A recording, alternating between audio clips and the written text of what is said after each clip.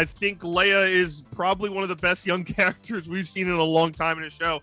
And just seeing the trajectory that Obi-Wan is on, seeing this broken man almost try to heal himself, almost the hard way, right? Taking the hard path down this road to kind of coming back to fruition. And I thought it was a really cool episode. A little slow in the beginning. I like my boy Frick Robin. He ruined it. I had high hopes for Frick, and Zach Braff voiced him, and damn it, he was upsettingly part of the Empire. At first, I thought he was Seth Rogen by hearing the voice, and I was like, wait, it's not Seth Rogen. It's similar. Who is this rapscallion? And then I was like, rapscallion. I looked it up. It was Zach Braff.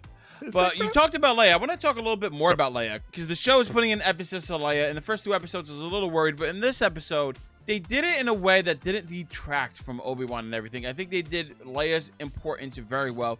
You can see that she's very charismatic, that she cares about droids and everybody there. You also see her intelligence just shine through.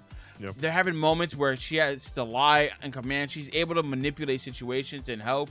And I don't know whether it's force sensitivity or not, whatever the case may be. But the show is doing a very good job at showing us Leia is important to the universe and the mythos of Star Wars, without detracting from all the craziness that's going on with Obi-Wan, with Vader, with the Inquisitors. So yeah. I'm on board on the Leia train. I think they're doing a very good job with her, and all of my worries and concerns are gone now. I am very much here. Awesome. I really liked their interaction this episode when it comes to getting on the transport with Frick, and she's like, oh, come on, he looks like a nice guy. And he's like, no, we cannot trust anyone. Please stop talking. And she's like, oh, it's fine. Like, everything's great. And this is her first view into the galaxy, guys. Remember, like, she's never been off of Alderaan. She's been very protected, similar to Luke, because of who their dad is.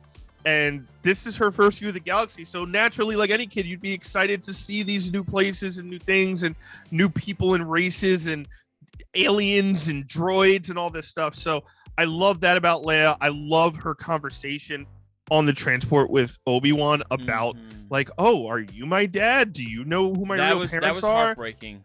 Heartbreakingly beautiful. What do you think about her being force sensitive and Obi-Wan seeing it? Because they mentioned force sensitivity in children, and they're getting rounded up.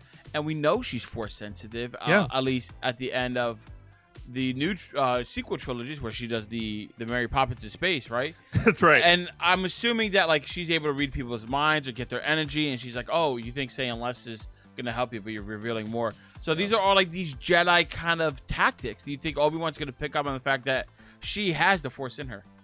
I think he is, if he hasn't already.